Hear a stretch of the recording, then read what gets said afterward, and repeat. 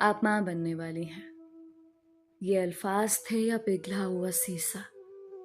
मैंने चौंक कर सामने डॉक्टर को देखा था। एक झटके से उठकर खड़ी हुई और बोली कि आप होश में तो हैं? ये क्या कह रही हैं? मैं प्रेग्नेंट कैसे हो सकती हूँ? ध्यान से देखेंगे, किसी और की रिपोर्ट होगी। मेरी हालत देखकर डॉक्टर को भी जैसे शक सा होने लगा। उसने रिपोर्ट को देखा और बोली कि मोहतरमा, ये आपकी रिपोर्ट है, अल्ट्रासाउंड रिपोर्ट। अभी 5 मिनट पहले ही तो मैंने आपकी रिपोर्ट ली है। मेरे सर पर तो गोया आसमान टूट पड़ा था। ऐसा कैसे मुमकिन था? मैं तो कंवारी थी, गैर शादीशुदा थी। मेरे हवास गुम थे और मैं रोने लगी थी। आखिर किसने किया था मेरे साथ ये सब? मैंने वो रिपोर्ट डॉक्टर से छीनने के अंदाज में ली और बाहर निकल आई। आंसू मेरी गालों पर बह रहे थे। मैं जानती थी मैं कोई गलत लड़की ना थी, ना मेरी लड़कों से दोस्ती थी। मैं तो होती भी घर थी। मेरे साथ ये सब कुछ आखिर कौन कर सकता था? सारे इशारे जिस शख्स की जानिब जा रहे थे वो मेरा भाई था, मेरा सगा भाई अरमान, जो मुझसे 2 साल छोटा था। कहीं अरमान ने तो मेरे साथ कुछ? मैं सर पकड़कर रह चुकी थी। मुझे सब कुछ एक फिल्म की तरह चलता हुआ महसूस हो रहा था। अव्वल से आखिर तक मेरे भाई का रचाया हुआ खेल मुझे याद आने लगा कि कैसे वो मेरे मसाज किया करता, मेरे करीब आता, बहाने से मुझे छूता। वो इस हद तक भी गिर सकता है? मैंने कभी नहीं सोचा था। बात तब शुरू हुई थी जब हमारे कॉलेज से हमें छुट्टियां मिली थी। पूरे घर की सफाई करने के बाद मैं अपने बिस्तर पर गिरने के अंदाज में लेटी थी। पूरा वजूद थकन से चूर हो रहा था। ऐसे लग रहा था कि जैसे पूरा बदन अकड़ चुका है। मैं अपने बेड पर लेटकर करहाने लगी और अपने हाथों से अपने सर को मसाज देने लगी। मेरे करहाने की आवाज सुनकर मेरा भाई कमरे में आया था। कहने लगा, क्या हुआ ईमान, थक गई क्या? अरमान ने मोबाइल उठा रखा था, कानों में हैंड फ्री लगाए हुए थे। वो फिक्रमंदी से मेरे जानिब बढ़ा और अपना हाथ मेरे माथे पर रख दिया। मैंने आंखें मूंदते हुए करहाते हुए कहा कि हाँ यार, काम ही इतना होता है। अम्मी तो सारा काम मेरे सर पर डालकर घर से चली जाती हैं। मेरी तो कॉलेज से छुट्टियां क्या हुई, सारे घर की जिम्मेदारी मुझ पर आ गई है। ऊपर से मुलाजमा भी छुट्टी करके भाग गई है। मुझसे नहीं होते ये घर के काम। मेरी बात सुनकर अरमान हंसा और मेरे पास बेड पर बैठ गया। मेरे गाल को बड़े प्यार से पकड़कर कहने लगा, मेरी प्यारी बहना, कोई बात नहीं, मैं अभी तुम्हारे लिए नीम गर्म दूध लेकर आता हूं। तुम उसे पी कर सो जाओ। कोई काम करने की जरूरत नहीं है। खाना मैं बाहर से ऑर्डर कर लूंगा। मैंने भाई की ये बात सुनी तो मुस्कुरा गई। कहने लगी कि हाँ, बस खाने वाला एहसान तो मुझ पर कर देना। मैं थोड़ी देर सो जाती हूँ। सो जाऊंगी तो मेरी तबीयत भी कुछ बेहतर हो जाएगी। भाई कमरे से जा चुका था। कुछ देर बाद नीम गर्म दूध के ग्लास के साथ वो दोबारा हाजिर हुआ था।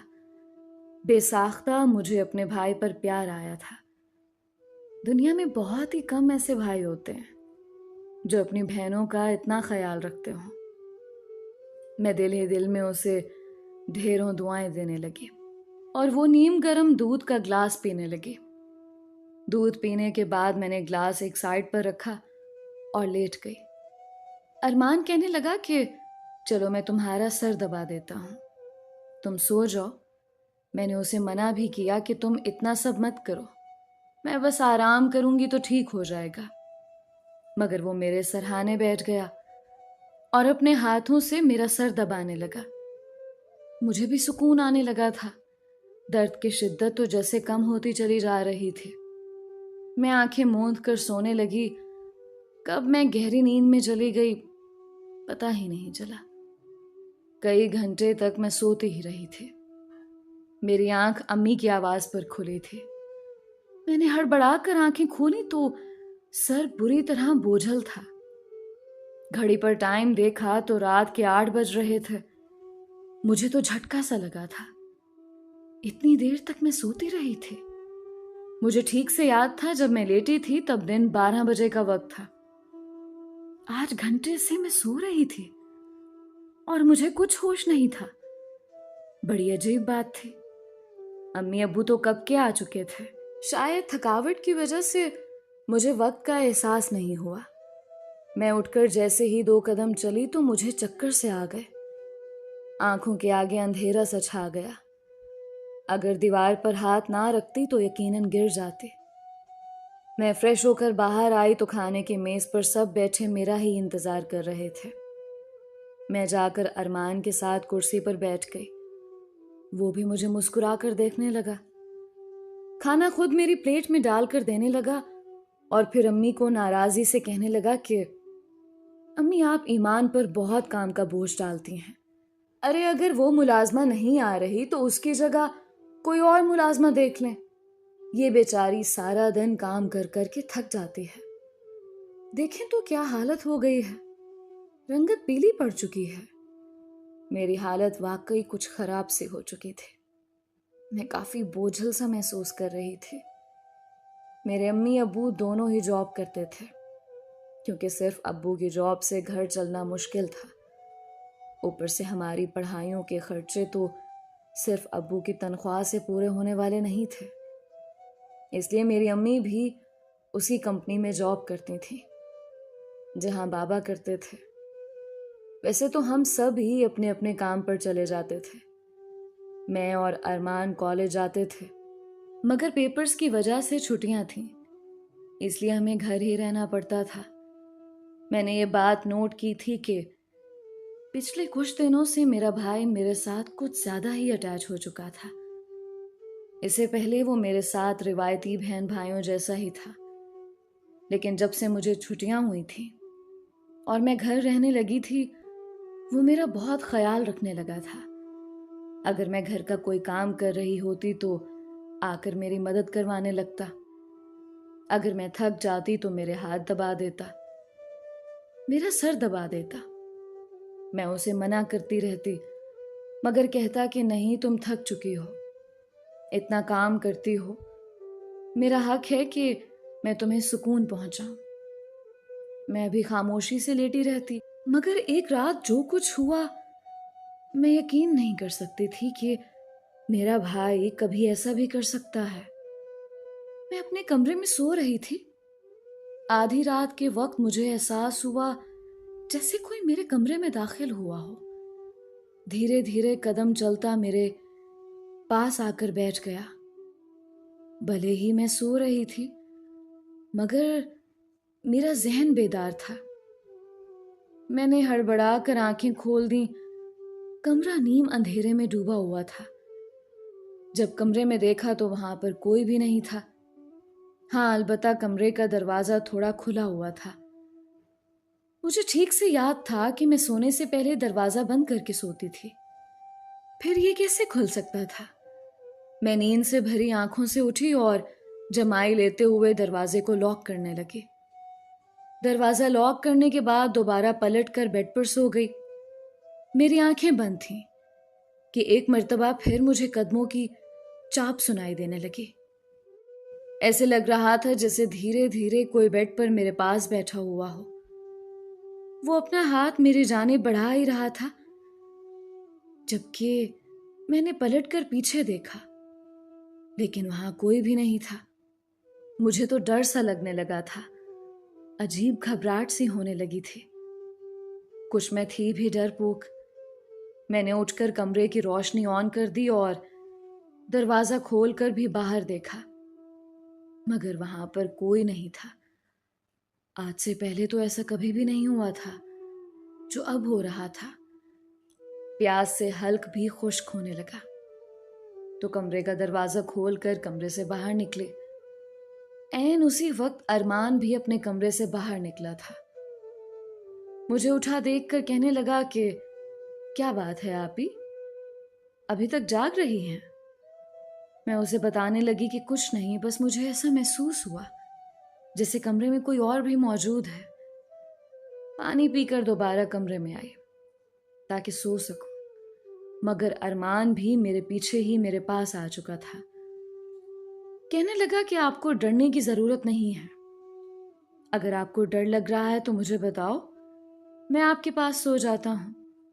मैंने उसे कहा कि नहीं नहीं, मेरी वजह से तुम्हें अपनी नींद खराब करने की जरूरत नहीं है, तुम अपने कमरे में जाकर सो जाओ। मगर अरमान जिद करने लगा कि लगता है आप ख्वाब में डर चुकी हैं, आपको मैं अकेला किसी भी हाल में नहीं छोड़ सकता। आपकी तबीयत खराब हो गई तो जानती हैं ना, मैं आपको तकलीफ में नहीं देख सकता। चलें आप सो जाएं, मैं भी यहीं सो जाता हूं। ये बात मुझे थोड़ी अजीब सी लगी थी। मैं उसे कहने लगी कि नहीं, मैं ठीक हूं, मगर वो तो मेरे कमरे में ही सोने पर बजिद था। मैं बेड पर जाकर सो गई और उसने तकिया उठाकर सोफे पर रख लिया और वहीं पर सो गया। बहरहाल मैं भी आंखें मीच कर सो चुकी थी, मगर उस रात मुझे यूं महसूस हुआ जैसे कोई सिरहाने बैठकर मुझे बहुत देर तक देखता रहा हो। उसने मेरे बालों को भी सहलाया, मेरे कानों पर अपनी उंगलियां फेरी और मैं बस पुरसुकून सी होकर सो गई। मुझे सब कुछ एक ख्वाब ही लग रहा था। अगले सुबह मैं उठी तो मेरा मूड बड़ा ही खुशगवार था, मगर जैसे ही अपने वजूद पर गौर किया तो मैं बौखला चुकी थी। ये तो शुक्र था कि मैंने कंफर्टर से अपना जिस्म ढक रखा था, क्योंकि सोते हुए मेरी कमीज बेतरतीब हो चुकी थी। मुझे हैरत हुई थी क्योंकि आज से पहले मैं कभी इस तरह गाफिल नहीं होकर सोई थी। आज तो अरमान भी बहुत खुश लग रहा था, ना जाने क्या वजह थी। मैंने उसे पूछा तो कहता कि मैं तो रोज ही इतना खुश होता हूं, जिसको आप जैसी बहन मिल जाए आखिर वो कैसे खुश नहीं होगा। घर के सारे काम वगैरह निपटा कर मैं बैठी तो अरमान तेल लेकर मेरे सर पर आ गया। कहने लगा कि ईमान, आप अपने बाल खोलें, मैं आपके सर में मसाज करता हूं। मुझे उसकी हरकतें बड़ी अजीब लगती थी। मैं कहने लगी, ये काम तुम्हारे करने के नहीं है, जाओ टीवी देखो, अपने दोस्तों के साथ घूम फिर कर आओ, मुझे मसाज की जरूरत नहीं है। मगर वो तो खुद ही मेरे बालों से कैचर उतार कर कहने लगा कि आप ही नखरे मत किया करें, किस्मत वालों को मिलते हैं मुझ जैसे भाई। आपका भाई जब आपके इन खूबसूरत रेशमी बालों में मसाज करना चाहता है तो आपको मसला ही क्या है। चले आए, मैं आपके सर का मसाज करता हूं, आपको बहुत सुकून मिलेगा। वो मुझे वहां से उठाकर कमरे में ले गया। मैं बेड पर तकिया रखकर लेट गई। मेरे लंबे घने बाल बेड से नीचे लटक रहे थे। मेरे सिरहाने बैठकर मेरे लंबे बालों को मसाज करने लगा। अरमान मुझसे 2 साल छोटा था, मगर मुझे नाम से बुलाया करता था। मैंने कहा भी कि अरमान, मुझे आप ही कहा करो, मैं तुमसे बड़ी हूं। मगर उसका जवाब सुनकर तो मैं जैसे खामोश ही हो चुकी थी। कहने लगा, मैं तो आपको आप ही नहीं बुलाने वाला, आपको हमेशा नाम से ही बुलाऊंगा। मैंने वजह पूछी तो कहने लगा, बस आप इतनी प्यारी हैं कि आपको देखकर दिल करता है आप हमेशा यूं ही हंसती मुस्कुराती मेरे साथ रहें और मैं आपके लाड उठाता रहूं। वो और भी बहुत कुछ बोल रहा था, मगर अरमान के हाथों में तो जैसे जादू था। मसाज से मुझे इतना मजा आया कि मैं नींद की वादियों में खोने लगी। तेल की खुशबू बड़ी ही जबरदस्त थी। मैंने अरमान से पूछा भी कि ये कौन सा ऑयल है। मेरे पास तो ऐसा कोई हेयर ऑयल मौजूद नहीं है जिसकी खुशबू इतनी अच्छी हो। ये सुनकर अरमान कहने लगा, ये बहुत ही खास तेल है, खास आपके लिए। आपके जो इतने हसीन बाल हैं ना, ये उन बालों के लिए ही बना है। उसकी बातें बिल्कुल बचकाना सी होती थी। मैं समझ नहीं पाती थी कि ये बात किस तरीके से कर रहा है। बहरहाल धीरे धीरे मैं नींद की वादियों में खोती चली जा रही थी।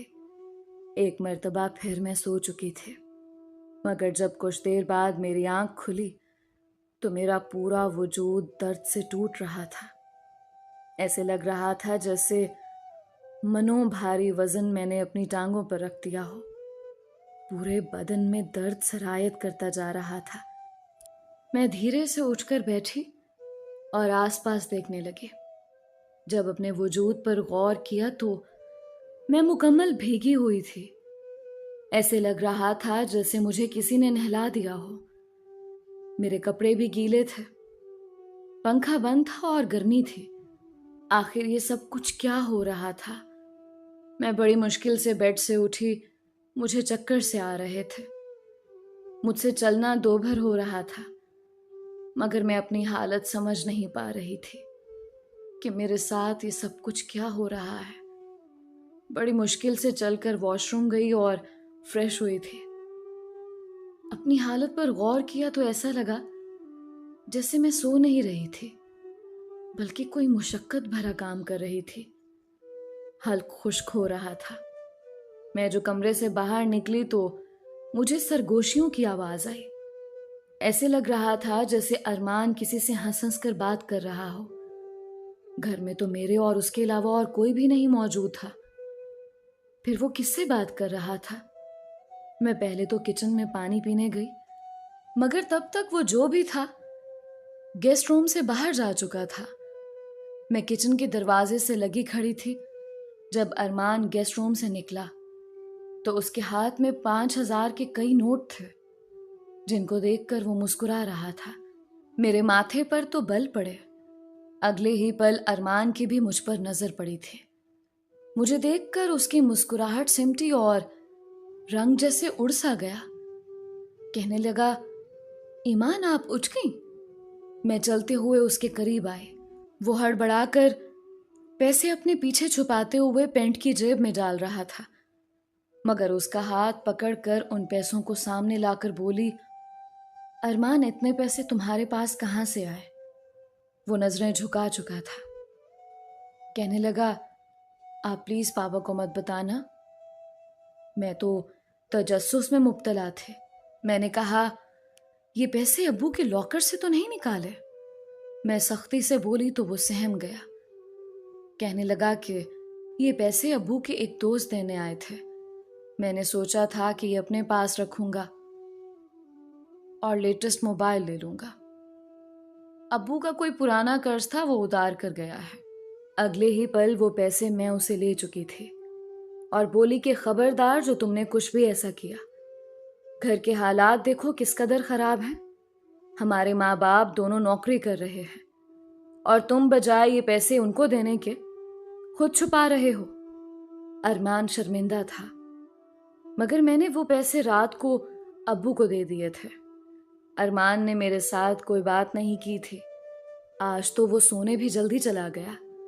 अगले रोज मैं किचन में काम कर रही थी जब अरमान अपने दोस्तों के साथ घर में दाखिल हुआ। मैं जितनी हैरान होती उतना कम था, क्योंकि वो अपने दोस्तों को सीधा लाउंज में ही लेकर आ गया।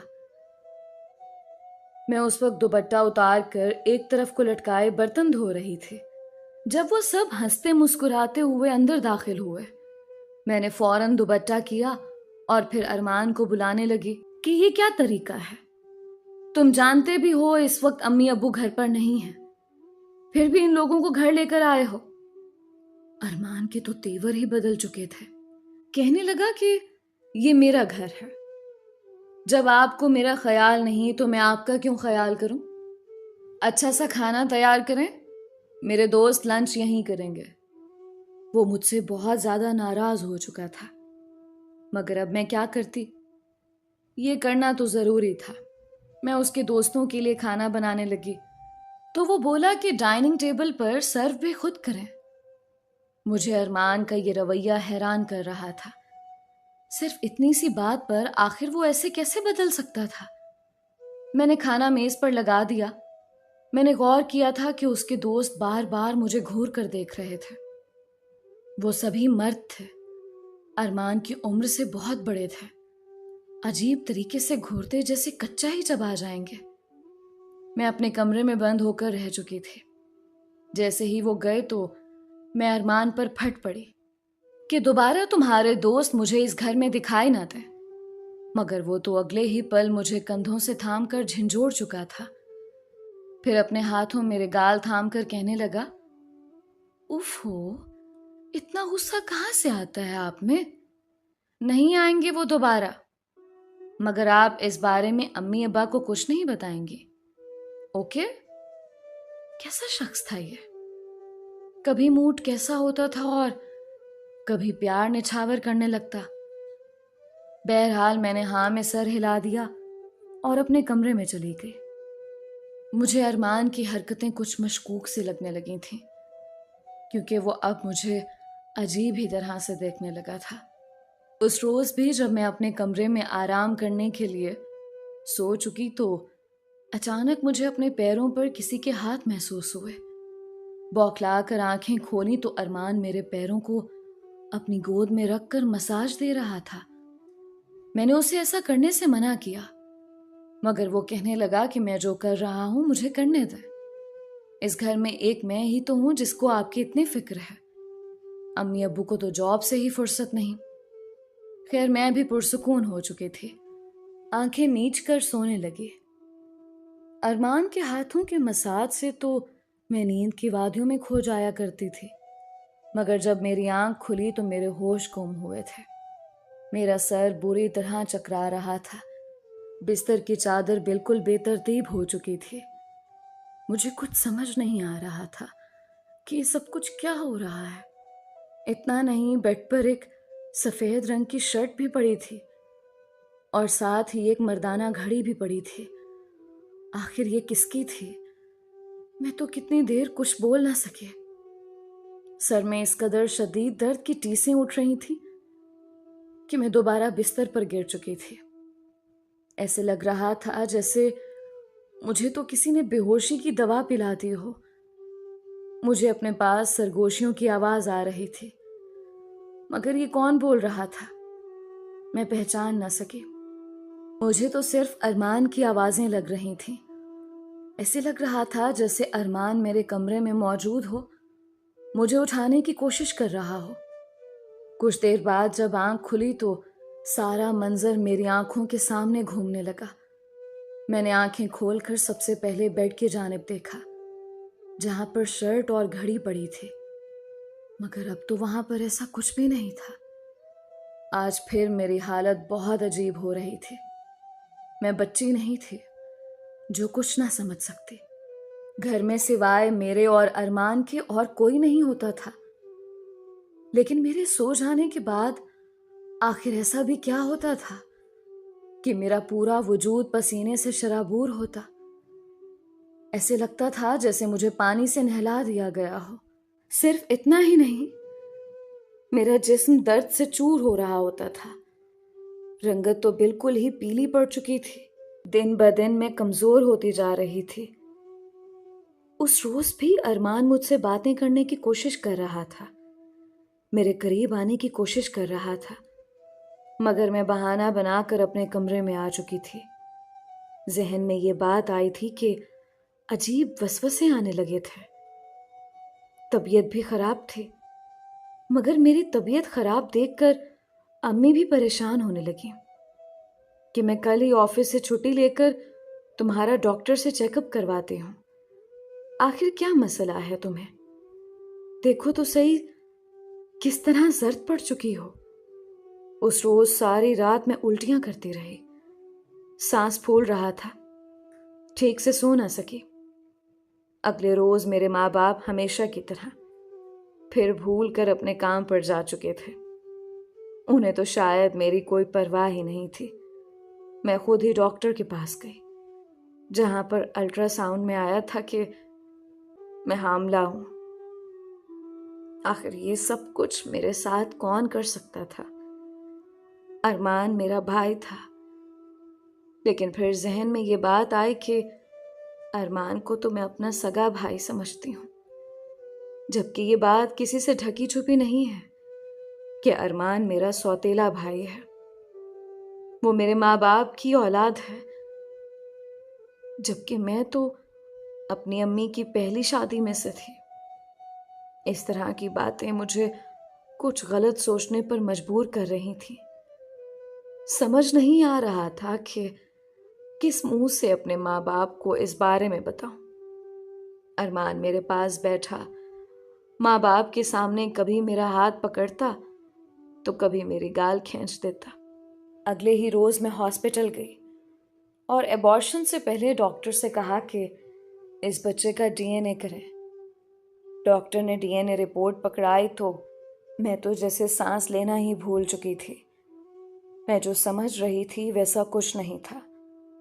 ये बच्चा तो किसी और का था, लेकिन कौन कर सकता था मेरे साथ ये सब कुछ? ये सब कुछ करने वाला कौन था? सच्चाई तभी खुल सकती थी अगर मैं अपना रवैया अरमान के साथ कुछ दिन मजीद वैसा ही रखती जैसा कि चलता आ रहा था। अम्मी अब्बू घर से गए तो मैंने अपने कमरे में कैमरा लगा दिया। उस रोज वो फिर मेरे पास आया और मेरे सर में मसाज करने लगा। मैं भी खामोशी से लेटी रही। बहुत कोशिश की कि ना सो, मगर शायद उस तेल में बेहोशी की दवा थी जिसे सूंघते ही मैं बेहोश हो जाती थी। कई घंटों बाद मुझे होश आया था। माँ बाप भी घर आ चुके थे। जब मैंने कमरे की रिकॉर्डिंग सामने की तो मेरे पैरों के नीचे से जमीन निकल गई। अरमान मेरे कमरे में अपने औबाश दोस्तों को ला रहा था जो मेरे साथ बदकारी कर रहे थे। अपना मकसद पूरा करने के बाद अरमान को उन्होंने पैसे दिए और वहां से चले गए। ये बात मुझ पर किसी कयामत की तरह टूटी थी। मैंने कमरे से बाहर जाकर अरमान को गिरेबान से पकड़ लिया, थप्पड़ों की बौछार उसके मुंह पर करती। अरमान खुद बौखलाया हुआ था। अम्मी भी वहीं पर आ गई। अब वो गुस्से से मेरे हाथ पकड़ चुके थे कि होश में तो हो, क्या पागल हो गई हो क्या? क्यों मार रही हो भाई को? मैंने रोते हुए वो वीडियो उनको दिखाई कि ये जलील इंसान मेरे साथ ये सब कुछ करता है। वीडियो मेरी माँ ने देखी तो वो फर्श पर गिर चुकी थी, जबकि अब्बू को तो अपनी आंखों पर यकीन ही नहीं आ रहा था। उन्होंने अरमान को पकड़कर बहुत मारा। उसके मुंह और नाक से खून बह रहा था। गुस्से और हकारत से कहने लगा कि मैंने इसे कभी अपनी बहन समझा ही नहीं। मुझे पैसों की जरूरत रही थी। लोग लाखों रुपए तक देने को तैयार थे। मुझे अपनी जरूरियात पूरी करनी थी, इसलिए मैंने ये कदम उठाया। अपनी बहन की जिस्म फरोशी करवाई। मैं अपने कानों पर हाथ रखकर बस रोई जा रही थी।